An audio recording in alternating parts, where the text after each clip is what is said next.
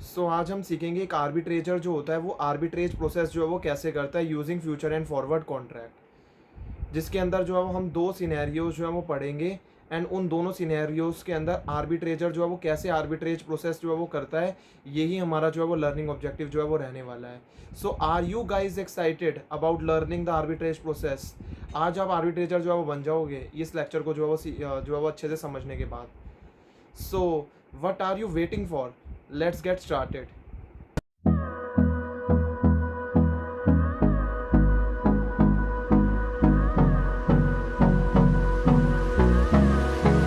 तो hello everyone, I hope you all are doing good.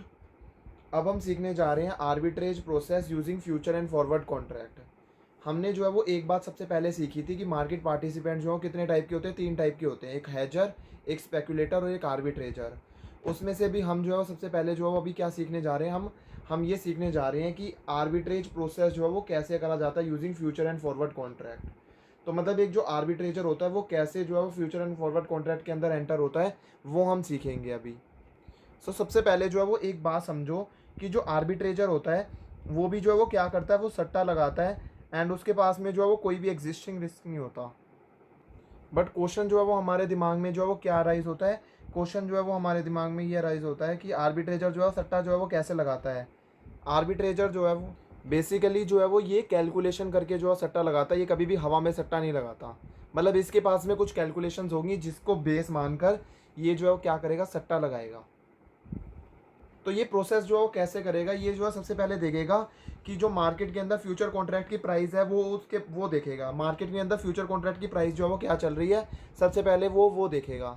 अब हमारे को पता ही है कि फ्यूचर कॉन्ट्रैक्ट जो है वो किसके ऊपर ट्रेड होते हैं, वो मार्केट के अंदर ट्रेड होते हैं। वो जो है वो स्टॉक एक्सचेंज के पास में गया, वो जो है वो ये कहेगा स्टॉक एक्सचेंज के पास में जाके मुझे जो है वो एक जो है वो फ्यूचर कॉन्ट्रैक्ट या फॉरवर्ड कॉन्ट्रैक्ट जो है वो दिखाओ। फॉरवर्ड कॉन्ट्रैक्ट तो वैसे स्टॉक एक्सचेंज पे ट्रेड नहीं होते, फ्यूचर कॉन्ट्रैक्ट तो ट्रेड होते हैं ना। मैं फ्यूचर कॉन्ट्रैक्ट के बारे में बात कर रहा हूँ। जैसे वो जो है वो स्टॉक एक्सचेंज के पास में गया, उसने कहा कि फ्यूचर कॉन्ट्रैक्ट जो है मुझे बताओ। बट प्रैक्टिकली जो है वो ये ऐसे वो बोलता नहीं है। प्रैक्टिकली जो है हमें भी पता है कि कैसे जो है ट्रेडिंग होती है। सब कुछ जो है वो ऑनलाइन बेसिस पर जो है वो होता है, सारी की सारी जो है चीज़ें जो है वो ऑनलाइन बेसिस पर ही होती हैं। चलो हम जो है वो एक एग्जांपल लेके जो है वो चलते हैं। मान लो जो वो हमारे को जो स्टॉक एक्सचेंज है उसने जो है वो बताया कि 4 महीने के जो कॉन्ट्रैक्ट है उसकी वैल्यू जो है वो कितनी है। 4 महीने के कॉन्ट्रैक्ट की वैल्यू जो है वो 1500 रुपये है। जो है ये किसने बताया, ये स्टॉक एक्सचेंज जो है वो उसने बताया। तो 4 महीने के फ्यूचर कॉन्ट्रैक्ट की वैल्यू जो है वो कितनी है, 1500 है। हमने जो है वो ये समझ लिया, ठीक है। अब ये आप ये पूछ रहे होंगे कि ये जो है वो बाय का या सेल का है। बाय या सेल, ये जो सारा का सारा जो है वो अल्टीमेटली ये मेरे पे जो है डिसाइडेड होता है कि जो है वो मैं बाय करूँगा या फिर इसे जो है वो सेल करूँगा। ये सब कुछ जो है वो मेरे पे है। उसका काम था प्राइस को बताना एंड उसने जो है वो मेरे को प्राइस बता दी। प्राइस जो है उसने बता दी मेरे पास 1500 जो है मेरे को उसने प्राइस बता दी। 4 महीने बाद या तो मैं जो है उस चीज़ को बाय कर सकता हूँ या तो जो है सेल कर सकता हूँ। जो कि मेरा जो है डिसीजन होगा उसके अकॉर्डिंगली मैं उस चीज़ को बाय भी कर सकता हूँ या फिर मैं जो है उसे सेल भी कर सकता हूँ। ये सब कुछ जो है वो मेरे डिसीजन पे रहेगा। अब मेरे एग्जांपल के अंदर जो 1500 था, 1500 जो है वो क्या है, वो इन्फोसिस के शेयर का जो है वो प्राइस है, फ्यूचर कॉन्ट्रैक्ट का प्राइस है 1500, 4 महीने बाद का। तो ये मैंने जो है वो क्या बताया, मैंने आपको जो है वो इन्फोसिस के फ्यूचर कॉन्ट्रैक्ट की बात बताई कि जो है वो इन्फोसिस के फ्यूचर कॉन्ट्रैक्ट की जो है वो प्राइस जो है वो कितनी है, 1500 जो है वो मैंने बताई। ये जो मैंने प्राइस आपको जो समझाई ना, ये इसी प्राइस को जो है वो गिवन प्राइस ऑफ फ्यूचर या फिर कोटेड प्राइस ऑफ फ्यूचर भी बोलते हैं। अब मैं एक बात बताता हूँ, ये जो गिवन प्राइस होता है यही एक्चुअल प्राइस होता है। अब जो आर्बिट्रेटर होता है इसको जो है वो कितने डिसीजन जो है वो लेने हैं, इसको जो है वो एक्चुअली में जो है सोचा जाए ना, इसको जो है वो दो ही डिसीजन जो है वो लेने होते हैं। अब क्वेश्चन जो है वो दिमाग में आता है कि जो है वो कौन से जो है वो दो डिसीजन होंगे। या तो जो है वो बाय करने का डिसीजन जो है वो ले सकता है या तो वो जो है वो सेल करने का डिसीजन जो है वो ले सकता है। अब जो है वो एक बात समझो, मैं जो है वो क्या डिसीजन जो है वो ले सकता हूँ, या तो मैं 4 महीने बाद इन्फोसिस के शेयर को 1500 के अंदर बेचने का जो है वो कॉन्ट्रैक्ट जो है वो कर सकता हूँ, या तो मैं 4 महीने बाद जो है वो इन्फोसिस के शेयर को खरीदने का जो है वो कॉन्ट्रैक्ट कर सकता हूँ। या तो बाय या तो सेल। अब ये 1500 मैं जो बार बार बोल रहा हूँ, 1500 क्या है, ये जो है फ्यूचर कॉन्ट्रैक्ट जो है वो इसी प्राइस पर जो है वो ट्रेड हो रहा है, इसीलिए जो है मैंने 1500 बोल रहा हूँ। है एक्चुअली में ये क्या है, प्राइस ऑफ फ्यूचर कॉन्ट्रैक्ट है। अब मैं जो डिसीजन जो है वो क्या लूँगा, उसी के ऊपर जो है सारा खेल है। अगर मैंने डिसीजन जो है वो सही लिया तो मेरा प्रॉफिट हो जाएगा, लेकिन अगर मैं डिसीजन जो है वो गलत लूँगा तो मेरा नुकसान हो जाएगा। अब एक बात समझो, डिसीजन लेने के लिए वो जो है वो जो गिवन प्राइस होगा फ्यूचर का उससे वो कंपेयर करेगा, थियोरेटिकल जो प्राइस होगा फ्यूचर का उससे वो कंपेयर करेगा। वो क्या करेगा, वो थियोरेटिकल प्राइस ऑफ फ्यूचर से जो है वो कंपेयर करेगा किसे, गिवन प्राइस को, अपना जो है वो डिसीजन लेने के लिए। अगर क्योंकि डिसीजन जो है वो सही हुआ तो फ़ायदा होगा, गेन हो जाएगा, लेकिन अगर डिसीजन जो है वो गलत हुआ तो लॉस हो जाएगा। तो इसीलिए वो जो है वो गिवन प्राइस ऑफ फ्यूचर को जो है वो किससे कंपेयर करेगा, थियोरेटिकल प्राइस ऑफ फ्यूचर से भी जो है वो कंपेयर करेगा। और देख मतलब वो जो है वो मतलब वो बस उसी से कंपेयर करेगा। अब एक बात समझो, ये जो थियोरेटिकल प्राइस होती है फ्यूचर की, इस थियोरेटिकल वैल्यू को जो है वो हम इंट्रिंसिक वैल्यू भी जो है वो बोलते हैं। इसको क्या भी बोला जाता है, इंट्रिंसिक वैल्यू भी जो है वो बोला जाता है। इंट्रिंसिक वैल्यू भी जो है वो इसे क्या कहा जाता है, इंट्रिंसिक वैल्यू भी बोला जाता है। अब एक बात समझो, अब वो करेगा क्या, वो जो है वो दो चीज़ें जो है वो देखेगा। एक तो जो है वो प्राइस जो है वो देखेगा फ्यूचर कॉन्ट्रैक्ट की, मतलब वो जो है वो इन्फोसिस का शेयर है, वो 4 महीने बाद, क्योंकि वो 4 महीने का कॉन्ट्रैक्ट कर रहा है ना, तो 4 महीने बाद उस इन्फोसिस के शेयर की का जो फ्यूचर कॉन्ट्रैक्ट है वो कितने में अवेलेबल हो रहा है, 1500 में अवेलेबल हो रहा है। अब वो 4 महीने बाद का जो इन्फोसिस का शेयर है उसकी क्या निकालेगा, वो थियोरेटिकल जो है प्राइस, या फिर आप जो है वो इसे बोल सकते हो इंट्रिंसिक वैल्यू जो है वो निकालेगा। थियोरेटिकल प्राइस या फिर जो है वो उसकी क्या निकालेगा, इंट्रिंसिक वैल्यू जो है वो निकालेगा। चलो मैं मान के चलते हैं उसकी इंट्रिंसिक वैल्यू जो है वो आ जाती है 1000 रुपीज़, जो है वो इंट्रिंसिक वैल्यू जो है वो आ जाती है। इसका मतलब क्या है कि मार्केट के अंदर फ्यूचर कॉन्ट्रैक्ट की वैल्यू जो है वो ज़्यादा है और उसकी थियोरेटिकल प्राइस कम है। आप देख रहे हो ना, ये जो 1500 है, 1500 जो है वो क्या रिप्रेजेंट कर रहा है, 1500 जो है वो मेरे पास में जो है वो रिप्रेजेंट कर रहा है गिवन प्राइस ऑफ फ्यूचर जो है वो रिप्रेजेंट कर रहा है। मतलब फ्यूचर कॉन्ट्रैक्ट की वैल्यू जो है वो मार्केट के अंदर फ्यूचर कॉन्ट्रैक्ट की वैल्यू जो है 1500 है, लेकिन उसका थियोरेटिकल प्राइस जो है वो कितना है, थियोरेटिकल प्राइस जो है वो 1000 ही है ना। तो मतलब मार्केट के अंदर उसकी वैल्यू ज़्यादा है, लेकिन होनी कितनी चाहिए, थियोरेटिकल प्राइस को आप ये भी बोल सकते हो कि होनी कितनी चाहिए, 1000, लेकिन मार्केट के अंदर जो है वो क्या चल रही है, 1500 जो है वो चल रही है। इसका मतलब क्या होता, इसका मतलब क्या है कि वो ओवर वैल्यूड है, जो होनी चाहिए उससे ज़्यादा पर मार्केट के अंदर है, तो इसका मतलब क्या है, वो ज़्यादा वैल्यूड हो रखी है। अभी अभी क्या हो रखी है, वो ज़्यादा वैल्यूड हो रखी है। होनी कितनी चाहिए थी उसकी, मतलब वो उस होनी वो जो है वो 1000 रुपये की चाहिए थी, लेकिन अभी मार्केट के अंदर वो 1500 की चल रही है, तो इसे ओवर वैल्यूड कहेंगे। मैं इससे ज़्यादा जो है वो, मैं आई होप आपको जो है समझ में आ गया होगा, ये ओवर वैल्यूड मतलब हुआ इसका। ओवर वैल्यूड को जो है वो आप एक तरह से जो है वो ये भी समझ सकते हो कि ये जो चीज़ है ये कहाँ पर महंगी है, ये मार्केट के अंदर जो है वो महंगी मिल रही है, तो ये मार्केट के अंदर महंगी है, इसीलिए जो है इसे क्या बोला जा रहा है, ओवर वैल्यूड भी जो है वो बोला जा रहा है। अब एक बात समझो, कोई भी चीज़ जो है वो मार्केट के अंदर जो है वो ओवर वैल्यूड होगी, तो आप उस ओवर वैल्यूड चीज़ को जो है वो खरीदोगे या फिर बेचोगे। अब सोचो, थोड़ी 1 मिनट जो है सोचो कि अगर कोई चीज़ मार्केट के अंदर जो है वो ओवर वैल्यूड होगी तो आप उसे खरीदोगे या बेचोगे। तो आई होप आपके जो है दिमाग में करेक्टली जो है वो आ गया होगा, आप जो है उसे क्या करोगे, सेल कर दोगे। देखो अगर मान लो जो मैं आपको बोलूँ कोई चीज़ जो है वो 15,000 की है, ठीक है, आप जो है वो कोई चीज़ है 15,000 की, लेकिन जो है वो दुकानदार आपको कह रहा है कि आप जो है वो इसे 20,000 में ले लो। तो मतलब दुकानदार जो है वो कह रहा है कि इसे 20,000 में ले लो, लेकिन वो है कितने की, होनी कितने की चाहिए, 15,000 की। तो आप उसे खरीदोगे क्या, नहीं खरीदोगे, नहीं हम उसे खरीदेंगे। और अगर मान लो हमने ऑलरेडी जो है वो होल्ड कर रखी है तो हम क्या कर देंगे, उसे बेच देंगे। तो बेसिकली अगर मेरे पास वो चीज़ होगी तो मैं उसे क्या कर दूंगा, बेच दूंगा। अब एक बात बताओ, क्यों मैं जो उसे बेचूंगा, क्यों जो है वो मैं उसे सेल करूंगा, देखो क्योंकि मेरे को मार्केट में फ़ायदा हो जाएगा ना। वो होनी चाहिए, मान लो यही चीज़ होती और ये मेरे पास मेरे पास एग्जिस्टिंग मेरे स्टॉक में होती, तो मैं तो कोशिश करता ना इसे निकाल दूँ, क्योंकि मेरे पास कोई चीज़ जो है वो जिसकी वैल्यू 15,000 होनी चाहिए। अब यही एग्जाम्पल तो मैं जो है वो डीमोडिफाई कर रहा हूँ। अब मैं मान के चल रहा हूँ कि मेरे पास कोई चीज़ जो है वो, या तो एक काम करो, फ्रेश एग्जाम्पल लेते हैं, मेरे पास कोई चीज़ है जो 10,000 रुपये की है, ठीक है, लेकिन मार्केट के अंदर वो जो है ट्रेड हो रही है 15,000 रुपये की। तो मैं तो चाहूँगा ना यार 15,000 में निकाल देता हूँ, क्योंकि वो उसकी वर्थ जो है वो 10,000 रुपये की है, लेकिन मार्केट में वो 15,000 रुपये की जो है वो बिक रही है, तो मैं तो जो है कोशिश करूँगा उसको बेच दूँ। तो सेम जो है वो यहीं पर यही होती है। तो आर्बिट्रेजर जो है वो इस केस के अंदर जो है क्या डिसीजन जो है वो लेता है, आर्बिट्रेजर जो है वो इस केस के अंदर जो है वो डिसीजन लेता है, सेल करने का जो है वो डिसीजन जो है वो लेता है। तो इस केस के अंदर जो है वो आर्बिट्रेजर जो है वो क्या करेगा, सेल करेगा।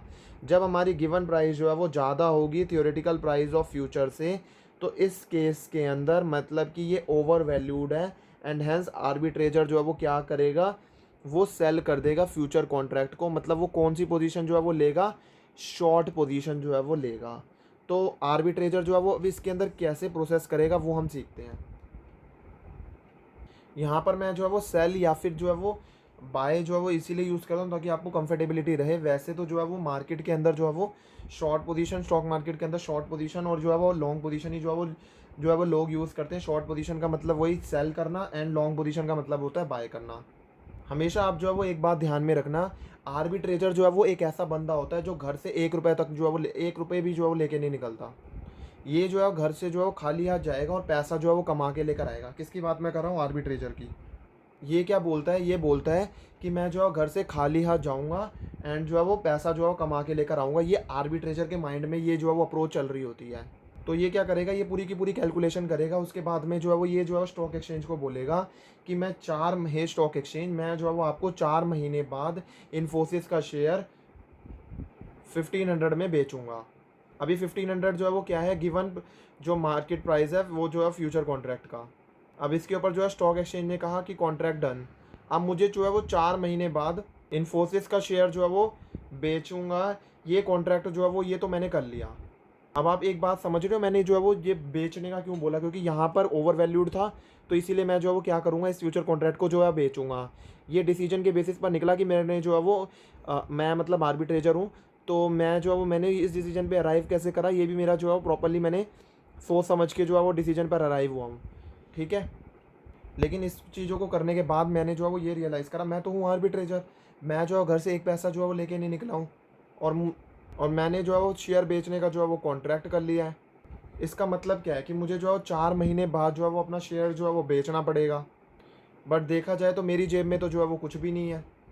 अब शेयर बेचने के लिए मेरे पास शेयर होने भी तो चाहिए।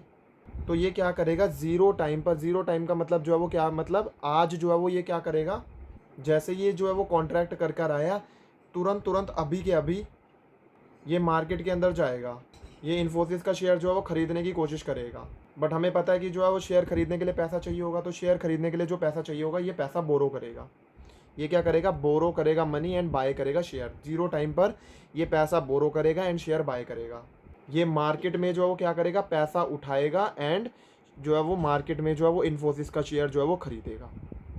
क्योंकि आप समझ रहे हो ना, ये जो यहाँ पर वो जो शेयर जो है खरीदेगा, ये से जो है वो 3 महीने बाद जो है वो बेचना है। 3 महीने बाद जो है उसे बेचना है, क्योंकि हमने जो है वो यही निकाला था कि 3 महीने बाद जो है वो बेचना फ्यूचर कॉन्ट्रैक्ट को ज़्यादा बेनिफिशियल है। तो इसीलिए इसे अभी शेयर खरीदना पड़ेगा ताकि वो 3 महीने बाद जो हमने डिसीजन के बेसिस पर अराइव करा था वो कर पाए। मतलब वो का मतलब यहाँ पर सारा का सारा जो है वो सारा आर्बिट्रेजर ही बोल रहा है ये आपको। ठीक है, ये आर्बिट्रेजर कर रहा है। तो पैसा वो लोन पर लेकर शेयर वो खरीद लेगा। अब आपको जो है दिमाग में अगला क्वेश्चन आ रहा होगा कि वो लोन पर कितना पैसा लेगा। जितना जो है वो जो इन्फोसिस का शेयर अभी मार्केट के अंदर चल रहा होगा, उतना जो है वो लोन ले लेगा और फिर वो जो लोन पे जो पैसा लिया उससे जो है वो जो है वो इन्फोसिस का शेयर खरीदेगा और अपने पास में रख लेगा। अब जो है वो मैच्योरिटी वाला दिन आ गया, जब फ्यूचर कॉन्ट्रैक्ट की मैच्योरिटी होनी चाहिए तब जो है वो वाला दिन आ जाता है। अब वो क्या करेगा, वो जो है वो इस, देखो यहाँ पर उसने जो है कितने जीरो टाइम में जो है कितना पैसा बोरो करा। हमने हमारे एग्जांपल के अंदर मान लो जो है वो हमने जो है 1000 रुपये जो है बोरो करा, क्योंकि जो है वो उसे उसकी आज जो है वो वैल्यू मान के चलो जो है वो 1000 रुपये की चल रही है। और फ्यूचर कॉन्ट्रैक्ट की मैच्योरिटी पर वो जो है कॉन्ट्रैक्ट कितने का अवेलेबल हो रहा था, 1500 का जो है वो अवेलेबल हो रहा था। तो वो जो है वो कितने में बेचेगा फ्यूचर कॉन्ट्रैक्ट को, जो है वो 1500 रुपये में जो है वो बेच देगा फ्यूचर कॉन्ट्रैक्ट को। अब फ्यूचर कॉन्ट्रैक्ट को जो है वो कैंसिल भी तो जो है वो करना पड़ेगा ना, सिंस सेटलमेंट भी करना पड़ेगा। तो उसने सेटलमेंट जो है वो कर दी। एक बात आप हमेशा याद रखना, मैच्योरिटी पर वही चीज़ों की जो है वो ट्रांजेक्शन करी जाएंगी जो यहाँ पर होंगी। जो पहले करी गई हैं चीज़ें, उन्हीं की जो है वो मैच्योरिटी पर जो है क्या होंगे, कॉन्सिक्वेंसेज जो है वो देखे जाते हैं। मैंने इनिशियली जो है वो ये सोचा था कि मैं फ्यूचर कॉन्ट्रैक्ट को बेचूंगा, तो वो मैंने बेच दिया। सुनो, मैंने जो है वो जीरो टाइम के अंदर जो है वो पैसा जो है वो बोरो किया है। क्या वो मुझे जो है वो फ्री में मिला होगा? नहीं, वो मेरे को जो है फ्री में नहीं मिला होगा। तो मुझे जो है वो यहाँ पर मैच्योरिटी पर क्या करना पड़ेगा, रीपे जो है करना पड़ेगा जो मैंने पैसा बोरो करा है इंटरेस्ट के साथ में। अब सेंस जो है मुझे फ्यूचर कॉन्ट्रैक्ट को बेचने पर जो है पैसा मिला होगा, अब मैं इसी पैसे को जो है वो यूज़ करके जो है वो जो भी पैसा मैंने बोरो करा है वो मैं रीपे कर दूंगा अलॉन्ग विद इंटरेस्ट। अब एक और जो है वो चीज़ हो सकती है मैच्योरिटी ऑफ फ्यूचर कॉन्ट्रैक्ट पर, आपको जो है वो याद ही होगा, मैंने बताया आपको कि ज़ीरो टाइम पर जो है मैंने शेयर जो है वो बाय करा था, तो मुझे मैच्योरिटी ऑफ फ्यूचर कॉन्ट्रैक्ट पर डिविडेंड भी जो है वो रिसीव होगा, हो सकता है। मतलब ये डिपेंड कर जाता है क्वेश्चन की फ्रेमिंग कैसे है, वहाँ पर जो है वो डिविडेंड भी जो है मुझे जो है वो रिसीव हो सकता है। अब इसके बाद में जो है वो क्वेश्चन आता है कि नेट गेन या लॉस जो है कैसे होगा। क्या ज़ीरो टाइम में जो है कुछ भी नेट गेन या लॉस होगा? बिल्कुल भी नहीं। ज़ीरो टाइम में जो है कुछ भी गेन या लॉस नहीं होगा। मान लो जो है वो हमने 1000 रुपये का जो है वो शेयर खरीदा, एंड जो है वो हमने 1500 रुपये का जो है 1000 रुपये का खरीदा, 1000 रुपये में बेच दिया, कोई जो है ज़ीरो टाइम में जो है वो कोई भी फ्लो नहीं होगा। तो ज़ीरो टाइम में कभी भी कोई भी जो है वो प्रॉफिट या लॉस नहीं होता। जो है वो प्रॉफिट या लॉस जो है कब कंप्यूट करा जाता है? मैच्योरिटी ऑफ फ्यूचर कॉन्ट्रैक्ट पर जो है वो कंप्यूट करा जाएगा। इसमें सपोज करके चलते हैं, जो उसने मैच्योरिटी ऑफ फ्यूचर कॉन्ट्रैक्ट पर जो फ्यूचर जो है वो बेचा, वो जो है वो जो है वो हमने जो है वो बेचा, उसने 1500 का बेचा, एंड जो उसने जो रीपेमेंट करी है अलॉन्ग विद इंटरेस्ट जो करी है, मान के चलो जो है वो उसने रीपेमेंट जो है वो अलॉन्ग विद इंटरेस्ट जो है 900 की करी है, तो 1500 में से 900 उसको जो है कितना फ़ायदा हो गया? 600 का। एंड मान लो उसे कोई डिविडेंड भी मिला है, तो 660 रुपये का जो उसे क्या हो जाएगा? फ़ायदा जो है वो हो जाएगा। तो बेसिकली जो है आप ना मैंने जो है 900 की जगह आप जो है वो 1000 मान के चलो, क्योंकि मैंने 1000 ही जो है इनिशियली जो है सोच समझ के जो है करा था। तो 1500 माइनस 1000, और जो है वो मान के चलो आपको 60 रुपये का डिविडेंड हो रहा है, तो 1500 माइनस 1000 प्लस 60, तो कितना हो गया? 560 रुपये जो है हमारा क्या हो गया? नेट गेन या लॉस हो गया। बेसिकली यही वाली सिचुएशन जो है वो देखी जाती है हर जगह, और क्योंकि आर्बिट्रेजर को जो है वो क्या है, जनरली जो है वो ज़्यादातर गेन ही होता है। अब ये वाली जो है सिचुएशन जो है वो सीखते हैं, जहाँ पर जो है वो गिवन प्राइस जो है वो कम है और थियोरेटिकल प्राइस जो है ज़्यादा है। मतलब किसी चीज़ की जो है वो मार्केट के अंदर जो है वो प्राइस जो है वो मान के चलो मार्केट के अंदर उसकी प्राइस जो है वो 1200 चल रही है, और उसकी थियोरेटिकल प्राइस जो है वो क्या है? थियोरेटिकल प्राइस जो कैलकुलेट हो रही है वो 1300 हो रही है। ऐसा बहुत ही रेयर होता है, और अगर ऐसा जो है वो होने लग जाए तो सारे के सारे लोग जो है वो पैसा कमाने लग जाएं। क्योंकि आप एक बात समझो, अगर मान लो कोई भी जो है वो फ्यूचर कॉन्ट्रैक्ट की वैल्यू कम है और थियोरेटिकल प्राइस जो है ज़्यादा है, मतलब उसकी जो है मतलब थियोरेटिकल वैल्यू जो हमने कंप्यूट करी है, इंट्रिंसिक वैल्यू जो हमने कंप्यूट करी है, वो आ रही है 1200, और उसका जो फ्यूचर कॉन्ट्रैक्ट का प्राइस जो है कितना है? 1100 है। इसका मतलब क्या है कि वो जो है वो जो मार्केट के अंदर उसकी वैल्यू जो है वो क्या है? कम है, सस्ती है वो चीज़ जो है वो मार्केट के अंदर, तो मतलब क्या है? वो अंडर वैल्यूड है। तो आर्बिट्रेजर जो है वो क्या करेगा? उस केस में बाय करेगा फ्यूचर कॉन्ट्रैक्ट को। मतलब वो कौन सी पोजीशन जो है वो लेगा? इस केस के अंदर वो लॉन्ग पोजीशन जो है वो लेगा, मतलब वो बाय की पोजीशन जो है वो लेगा। तो इस केस के अंदर जो है वो आर्बिट्रेजर जो है वो क्या करेगा? ज़ीरो टाइम में, मतलब आज के आज जो है वो क्या करेगा? वो सबसे पहले जो है वो एंटर करेगा कि वो जो है सेल कर देगा शेयर्स को, ठीक है? वो जो है वो शेयर्स को बेच देगा, एंड जो है वो पैसा जो है वो इन्वेस्ट कर देगा, जो पैसा आएगा वो उसको वो इन्वेस्ट कर देगा ज़ीरो टाइम में। सिंस इस जो है प्रोसेस करने से पहले सबसे पहले आप ये समझो कि आर्बिट्रेजर जो है दिमाग में क्या सोचेगा कि वो तो है आर्बिट्रेजर, वो तो जो है वो घर से एक पैसा भी जो है वो लेके नहीं निकला। अब वो ये सोच रहा है कि वो शेयर जो है वो खरीदेगा कैसे, क्योंकि यहाँ पर वो जो है उसने ये बोला है ना, यहाँ पर हमने डिसीजन जो है किस डिसीजन पर जो है वो आए हैं कि उसको जो है शेयर जो है खरीदना चाहिए, क्योंकि वो अंडर वैल्यूड है, तो अब उसे शेयर खरीदना है, तो वो शेयर खरीदेगा कैसे? अब इसने जो अपना दिमाग लगाया, इसके पास में जो है कोई एग्जिस्टिंग शेयर या कोई भी जो है वो एग्जिस्टिंग एसेट होगा, ये क्या करेगा? उसे जो है वो बेच देगा। तो ये क्या करेगा? उसे बेचकर जो है कहीं पर पैसा जो है वो इन्वेस्ट कर देगा। तो ये उसे बेचकर कहीं पर जो है वो पैसा क्या कर देगा? इन्वेस्ट कर देगा। अब पैसा जो है वो ये इस हिसाब से इन्वेस्ट करेगा कि मैच्योरिटी में जो सामने वाले को जो भी पैसा जो है वो देना है, अब उसने फ्यूचर कॉन्ट्रैक्ट जो है वो एंटर करा है, मान के चलो जो है वो 1100 का जो है वो एंटर करा है, तो वो ऐसा कुछ करेगा, वो ऐसा सोचेगा कि वो ऐसे पैसा इन्वेस्ट करे कि वो जो है वो फ्यूचर कॉन्ट्रैक्ट की वैल्यू जो है वो, मतलब वो पैसा जो है इन्वेस्ट होकर वो जो है वो क्या बन जाए? 1100 जो है वो बन जाए। सो ज़ीरो टाइम पर जो पैसा आएगा, वो जो है वो पैसा आया और उसने जो है वो इन्वेस्ट कर दिया, तो ज़ीरो टाइम पर जो है वो क्या हुआ? नेट इनफ्लो जो है वो क्या हुआ? ज़ीरो हो गया, कुछ भी नहीं हुआ, क्योंकि जो पैसा आया उसने जो है उसको क्या कर दिया? इन्वेस्ट कर दिया, ताकि वो जो है वो क्या बन जाए? 1100 रुपये जो है वो बन जाए। अब मैच्योरिटी पर जो है वो क्या होगा? मैच्योरिटी पर वो जो पैसा है वो विद इंटरेस्ट जो है वो क्या कर लेगा? विड्रॉ कर लेगा। विद इंटरेस्ट जो है वो क्या कर लेगा? वो उसे जो है वो पैसे को विड्रॉ कर लेगा, और जो उसे फ्यूचर कॉन्ट्रैक्ट जो है वो जो है वो सोचा था कि वो बाय करेगा, जो यहाँ पर हमने डिसीजन निकाला भी था, वो क्या कर लेगा? बाय कर लेगा। तो ऐसे उसका जो है वो नेट कैश फ्लो या फिर नेट गेन या लॉस जो है वो आ जाएगा उसका। कब? मैच्योरिटी पर। मेन जो क्वेश्चन हम जो है वो एग्ज़ाम के अंदर देखेंगे वो इसके ऊपर होंगे। जो मेन सारे क्वेश्चन होते हैं वो इस वाले जो है वो चीज़ पर होते हैं, इस पर नहीं होते हैं, क्योंकि बहुत ही रेयरेस्ट होता है कि हमने जो कैलकुलेशन करी है वो जो प्राइस है वो ज़्यादा है और जो फ्यूचर कॉन्ट्रैक्ट का प्राइस है वो कम है। तो मतलब वो मार्केट के अंदर जो है वो क्या है, अंडर वैल्यूड है, मार्केट में वो कुछ चीज़ सस्ती है ऐसा बहुत ही कम होता है। तो ये वाली जो सिचुएशन पर ज़्यादातर क्वेश्चन आते हैं, क्योंकि प्रैक्टिकली भी जो है वो ये वाली सिचुएशन जो है वो होती है। बट और ज़्यादातर केसेस के अंदर आर्बिट्रेजर जो है वो क्या होता है, उसे फ़ायदा ही हो रहा होता है। ये का मतलब मैं जो है वो ये कह रहा हूँ कि जहाँ पर जो है वो मैच्योरिटी पर आर्बिट्रेजर जो है वो सेल करता है फ्यूचर को, वो वाला जो है वो ये प्रैक्टिकली ज़्यादा देखने के लिए मिलता है, जहाँ पर वो कैलकुलेशन कर करके जो है वो सोच समझ के करता है। तो यहाँ पर हमने जो है वो ये अच्छे से सीख लिया कि आर्बिट्रेजर जो है वो कैसे प्रोसेस करता है using future and forward contract. So I hope आपको जो है वो ये वीडियो पसंद आई होगी, आपको बहुत कुछ सीखने के लिए मिला होगा। अगर आपने ये जो चीज़ है जो मैंने आपको समझाई है, अगर आपने ये अच्छे से समझ ली है, सो डेफिनेटली आप जो है वो, अगर आप खुद भी आर्बिट्रेजर की तरह जो है वो आर्बिट्रेज प्रोसेस जो है वो करना चाहोगे तो आप आराम से जो है वो कर जाओगे using future and forward contract. So अगर आपको ये वीडियो पसंद आई होगी तो वीडियो को लाइक ज़रूर कर देना, चैनल को सब्सक्राइब जरूर कर लेना to get the latest updates. So thank you everyone for watching the video.